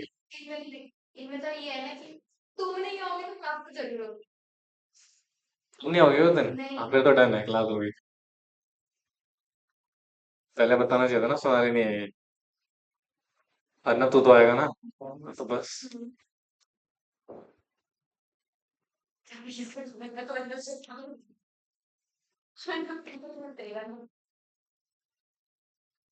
क्लास के बाद रुक के जाना, ठीक है? इस पे चर्चा होगी अच्छे से। ये लिखा आप लोगों ने? देखो सेक्शन 4 क्या कहता है?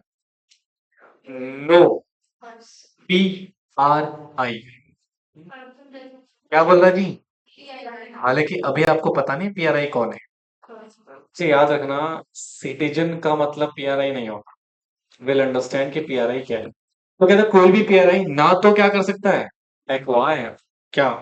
कोई फॉरेन एक्सचेंज, कोई फॉरेन सिक्योरिटी, कोई इमूवेबल प्रॉपर्टी जो सिचुएटेड कहाँ है? इंडिया से बाहर। या फिर ना ही होल्ड कर सकता है, ना ही ओन कर सकता है, और ना ही पोजेस कर सकता है, और ना ही ट्रांसफर कर सकता है, मतलब कुछ भी नहीं कर सकता।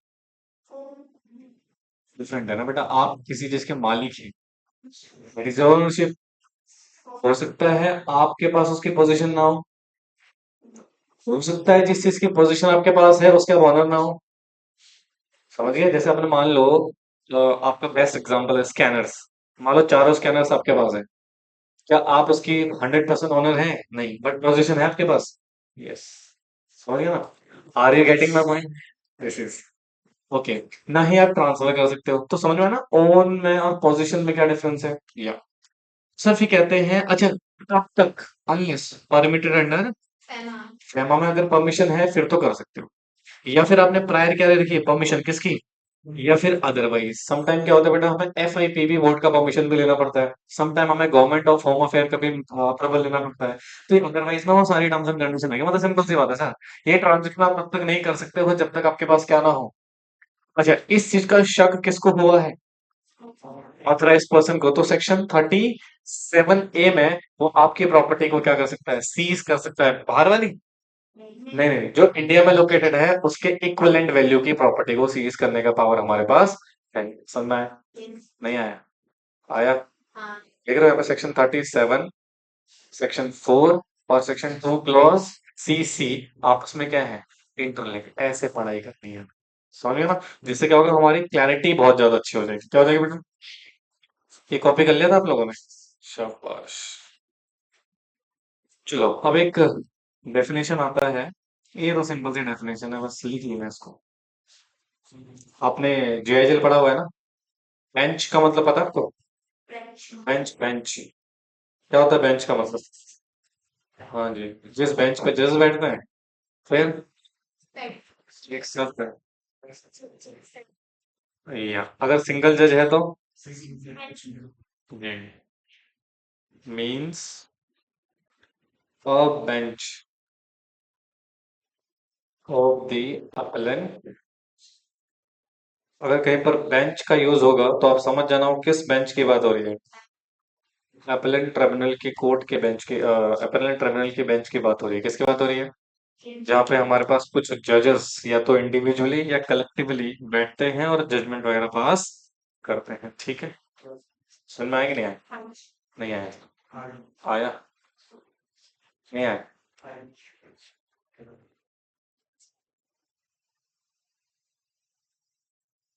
चलो, बहुत बढ़िया, बहुत बढ़िया। हालांकि देखो मैं यहाँ पे ना आपको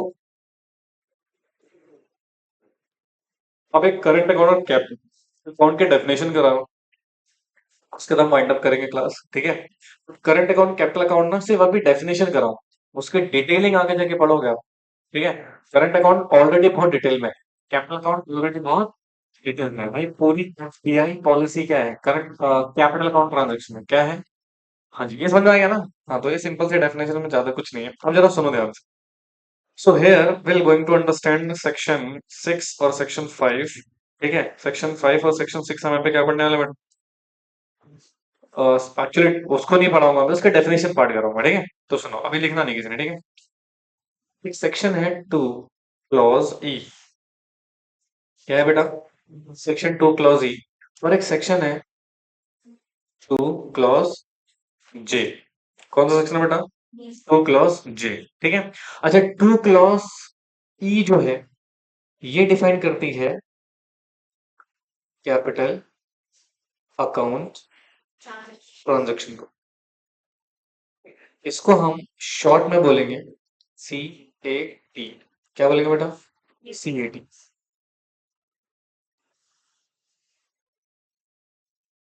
CAT, कैपिटल अकाउंट ट्रांजैक्शन। हाँ, ओके। और यहाँ पे डिफाइंड है क्या? Current account transaction. दोनों में तो कैट ही आ रहा है। हाँ, तो इसको थोड़ा सा चेंज कर देते हैं। इसको बोल देते हैं CUAT। क्या बोल देते हैं बेटा? क्वेट। क्या बोल देंगे? क्वेट। ठीक है। कैट और क्वेट। क्यूएट, सॉरी, क्यूएट। ठीक है। तो ये क्या हो गया? कैट हो गया और क्या हो गया? क्वेट हो गया। अब ये कैट और क्वेट को अंडरस्टैंड करेंगे, जरा ध्यान से सुनना है। क्या सुनना है?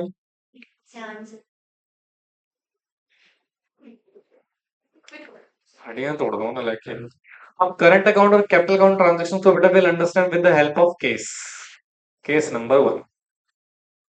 और ये मैं आपको समझा रहा हूँ क्या? कैट समझा रहा हूँ। क्या समझा रहा हूँ? कैट। कैट मतलब बिल्ली होता है। कैट माने बिल्ली होता है। अच्छा, ठीक है। सर यहाँ पे विल टेक सम एग्जांपल। जैसे कि ये हो गया हमारा। ठीक है। और यहाँ पे हम एग्जांपल ले लेते हैं, for example United State of America. ठीक। बोलो यार। हाँ, अब जैसे सुनो ध्यान से।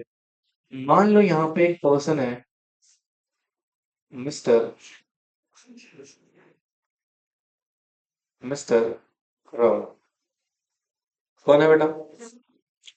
और यहाँ पर एक पर्सन है, मिस्टर टॉम। पता है, ये सेम एग्जांपल मैंने, जब मैं एग्जीक्यूटिव में था तो मैंने पढ़ा था। बिल्कुल सेम एकदम, वही मुझे आज भी याद है। वैसे मैं हर जगह क्या नाम लेता हूँ? एक्स या वाई या ए बी। तो जैसे फेमा आता है, मुझे दो नाम याद आते हैं। क्या? राम और टॉम। देखिए, क्योंकि मैंने जनरली जब भी फेमा पढ़ा हुआ है, मैंने यही एग्जांपल से पढ़ा हुआ है। सर ये है क्या सर? अब जैसे मान लो ये जो राम है, ये है PRI। और जो टॉम है, ये क्या है?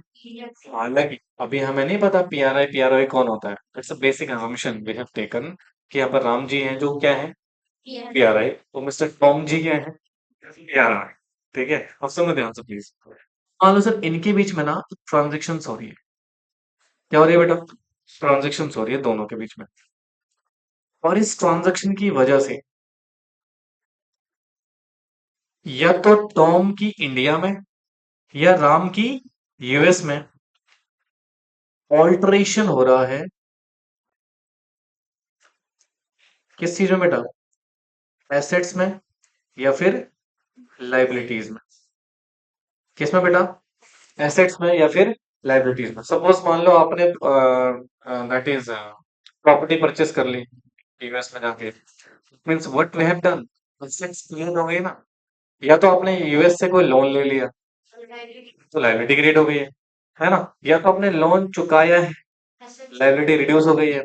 या तो आपने एसेट बेची है, ओनरशिप चेंज हो गई है। मतलब ऑल्टरेशन हो रहा है जी। क्या हो रहा है? ऑल्टरेशन हो रहा है। तो सर इस ट्रांजैक्शन को विल कंसिडर क्या? Capital account transaction. क्या बोल बेटा इसको?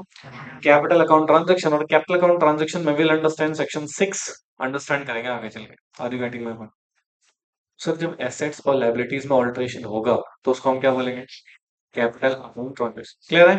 अभी मैं आपको बहुत सिंपल तरीके से बता रहा हूँ, क्योंकि इसमें थोड़ा डिटेलिंग हम एग्जांपल डिस्कस करेंगे आगे जब मैं इसको प्रॉपर आपको। क्योंकि दो ही ट्रांजैक्शन में पढ़नी है यहाँ पे, करंट अकाउंट ट्रांजैक्शन और कैपिटल अकाउंट ट्रांजैक्शन। ठीक है। अच्छा जी। तो ये तो हमने पढ़ा क्या? कैट। तो केस नंबर 2 देखो। क्यूएट। क्या पढ़ेंगे जी?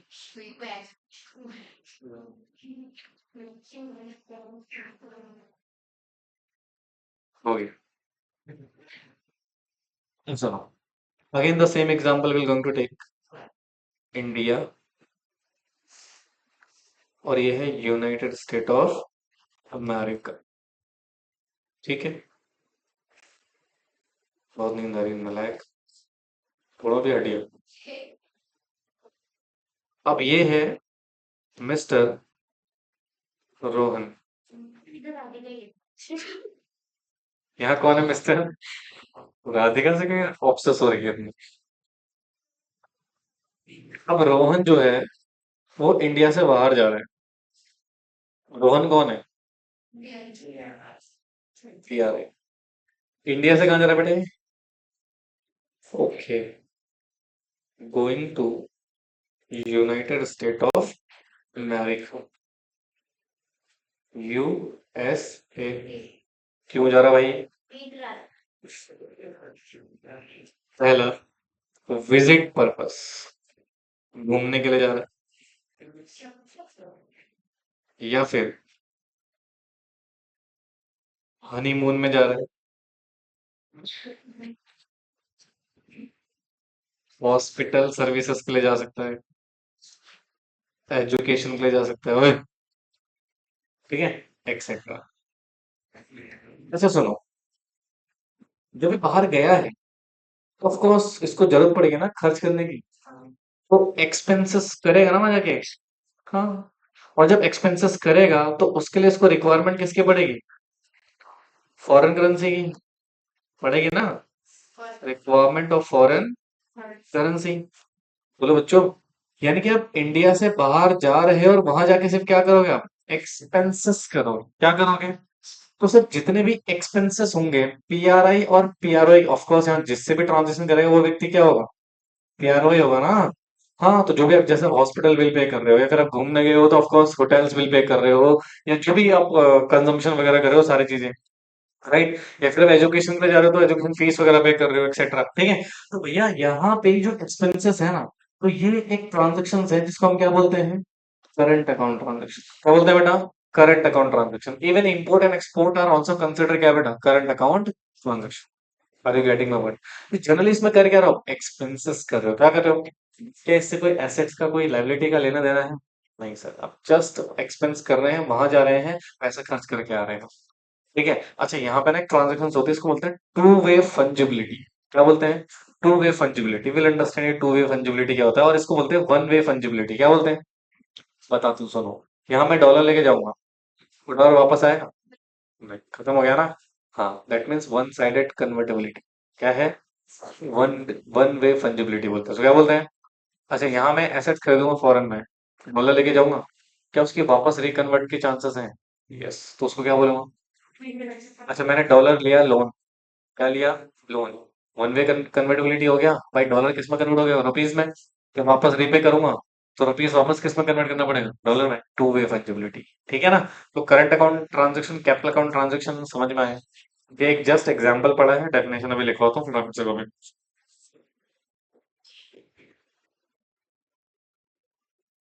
कैट और पेट। हालांकि ये बुक में नहीं लिखा हुआ है, हमने अब खुद ही बनाई है, ठीक है ना। मतलब एग्जाम में भी लिख के आ जाओ, एग्जाम में तो क्यूट मार्क्स देगा। तो वहां पे प्रॉपर क्या लिख के आना? कैपिटल अकाउंट ट्रांजेक्शन और करंट अकाउंट ट्रांजेक्शन, ठीक है।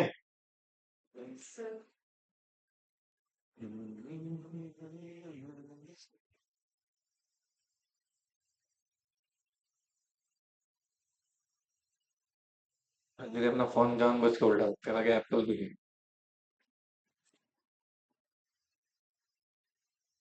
वॉलपेपर देखी इसलिए।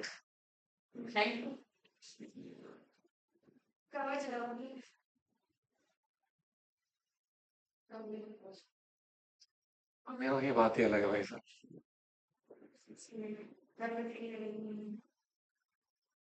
हम्म,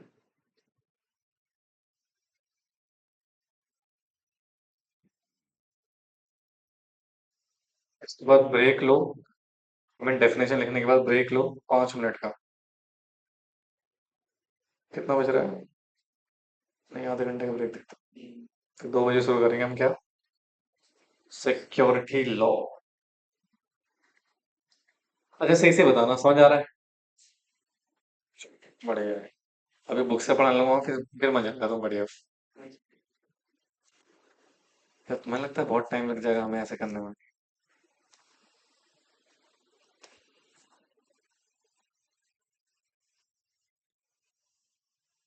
हाँ, एक एक काम जरूर करना भाई, बुक को रीड तुम लोग सेल्फ जरूर कर लेना है, ठीक है। पता लगे बुक कोरी कोरी रह जाए।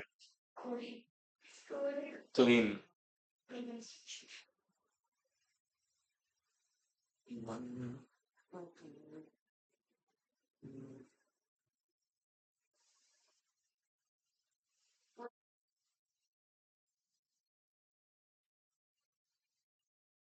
हो गए। तो जहाँ एसेट्स लाइबिलिटीज में ऑल्टरेशन हो वो क्या है? Capital account transaction. हालांकि इंडिया में कैपिटल अकाउंट ट्रांजेक्शन ज्यादा रेस्ट्रिक्टेड है। उसके पीछे रीजन भी बताऊंगा आपको। करंट अकाउंट ट्रांजेक्शन हमने थोड़ा सा क्या कर रखा है बेटा, lenient किया हुआ है कि लिबरल किया हुआ है। ठीक है भैया, कर सकते आज की डेट में $2.5 लाख तक लेके जा सकते हो। तो $2.5 लाख बहुत होते हैं, मल्टीप्लाई कर लेना, रुपीज में बहुत होंगे। किससे? कौन सा कार्ड? Visa card? कौन सा? अरे नो, एटीएम कार्ड की बात करो ना, ना ना ना ना। वो एक अलग स्कीम है, एलआरएस स्कीम अलग है बेटा, वो पढ़ेंगे हम अलग से, हाँ। हाँ जी। और वही कार्ड तो आपको मिलेगा ना फॉरेन में यूज करने के लिए। आपको अलाउड कितना होगा? $2.5 लाख तक ही। तो तुम कार्ड से यूज करो, कैसे यूज करो, तुम्हें डॉलर थोड़ी पकड़ाएंगे वो। $2.5 लाख तुम्हारे हाथ में देंगे वो। कॉमन सेंस रखो ना। आप पेमेंट कैसे करोगे? ऑनलाइन ही तो करोगे। तो आपके बैंक में वो पैसे आ जाएंगे फॉर यूटिलाइजेशन पर्पस। या फिर आपको अब कार्ड मिल जाएगा एक, और उस कार्ड से आप पेमेंट कर सकते हो बाहर। नहीं नहीं, ऐसा ऐसा नहीं होता है। कैश ले जाओ, निकाल लो, विड्रॉ कर लो एटीएम से। हे भगवान, कहते हैं पाकिस्तान में थोड़े जा रहे हो तुम लोग कि वहाँ एटीएम नहीं, बम ब्लास्ट हो। जल्दी करके छूट गया था नालायक।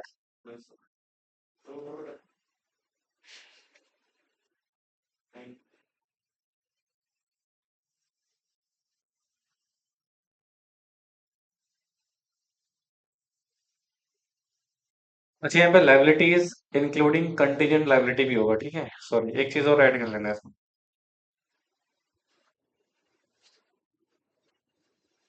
इंक्लूड कंटीजेंट लाइबिलिटी, क्या होता है ये कंटीजेंट लाइबिलिटी? खड़े हो जाओ, एक एग्जाम्पल बताओ।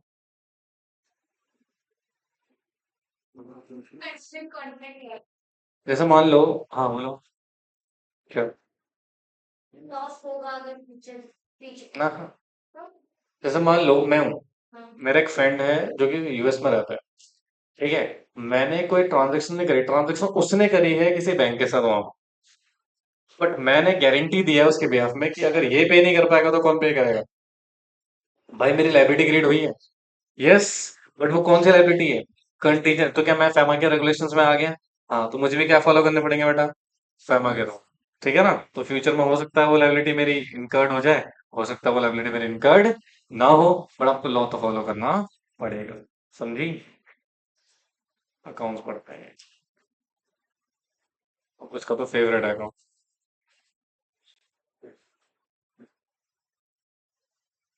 फिर भी याद है। कंटीजेंट लाइबिलिटी अकाउंट में नहीं है? कहाँ है फिर? कहाँ है फिर?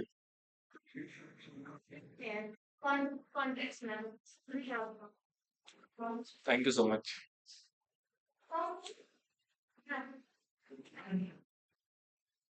तुम्हें फुर्सत मिले तो तुम पढ़ो,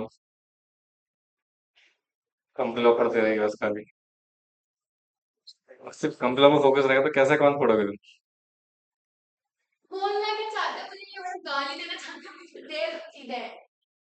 निकले बेटा ये। क्या है? ये भी मार खाई मेरा तो। थ्योरी लिखवा दूं?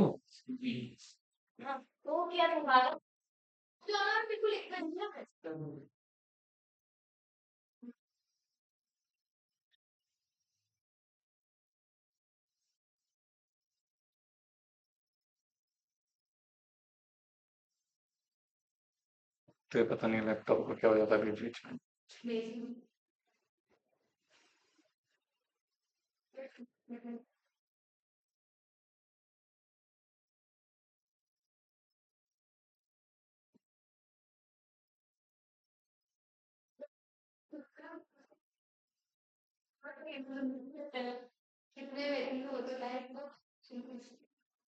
40,000।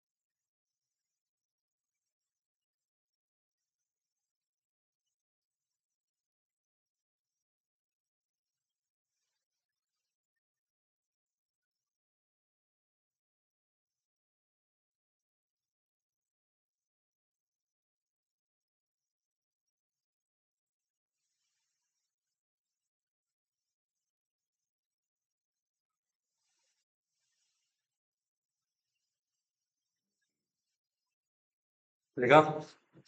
अब देखो, अगर आपने इसका डेफिनेशन कंसेप्चुअली पढ़ लिया है,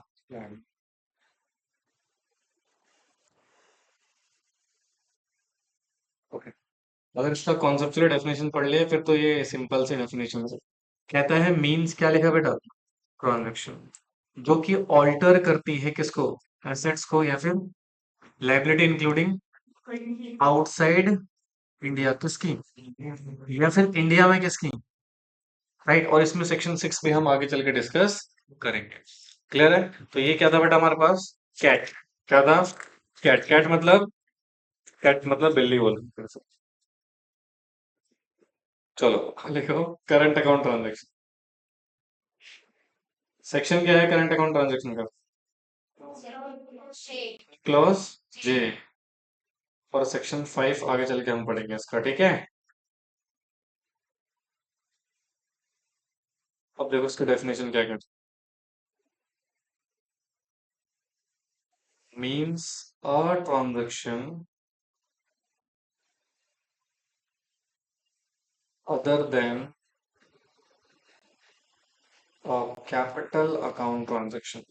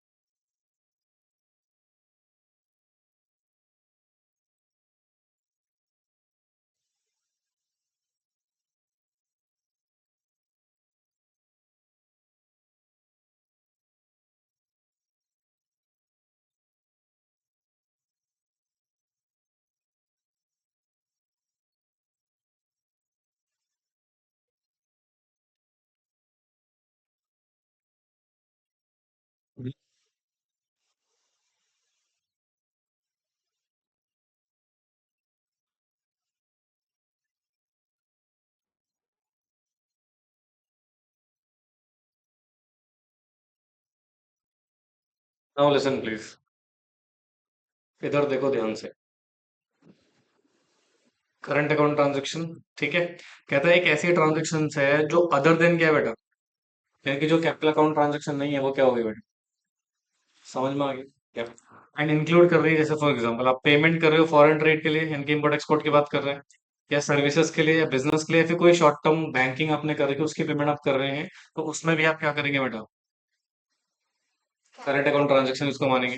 कोई इंटरेस्ट पे कर रहे हो किसके ऊपर, या फिर किसी को इनकम पे कर रहे हो उसकी इन्वेस्टमेंट पे, जैसे डिविडेंड दे रहे हो आप, या फिर कोई इंटरेस्ट पेमेंट कर रहे हो, है ना, भारत में किसी ने इन्वेस्टमेंट करा हुआ है उसको आप पेमेंट कर रहे हो। रेमिटेंस, रेमिटेंस मतलब यस, फैमिली के मेंटेनेंस के जो खर्चे होते हैं, जैसे या तो फॉरेन से इंडिया आ रहे हैं या इंडिया से फॉरेन जा रहे हैं, तो this is also current account transaction, ठीक है। या कोई भी expenses related to foreign travel, education and other, जैसे मेडिकल सर्विस, जो मैंने आपको एग्जाम्पल बताया था, ठीक है।